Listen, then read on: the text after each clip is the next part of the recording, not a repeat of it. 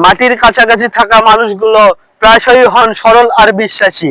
আমার মামা আলামিন এমনই একজন কৃষক পরিবারের ছেলে। মনটা তার আকাশের মতো সাদা।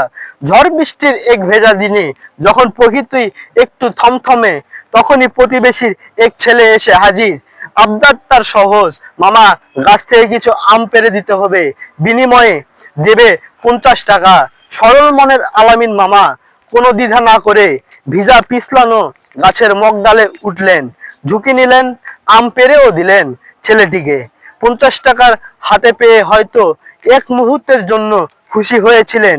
ছেলেটি আম নিয়ে হাসি মুখে চলে গেল, কিন্তু সে হাসি বেশিক্ষণ স্থায়ী হলো না। কিছুক্ষণের মধ্যেই ছেলের মা এলেন, ক্রুদ্ধ ঝাঁঝালো গলায় বললেন, ওরে আলামিন, টাকা 50টা দে। ছোট মানুষ আম নিতে এসেছিল আর তুই আম দিলি? দে, টাকা 50টা ফেরত দে। মামা অবাক।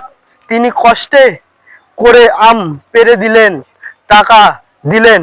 এখন আমও গেল, আর সেই 50 টাকাও ফেরত দিতে হলো। আমও গেল, ছাড়াও গেল। এ প্রবাদটি যেন আজ আলামিন মামার জীবনের চরম সত্য হয়ে ধরা দিল।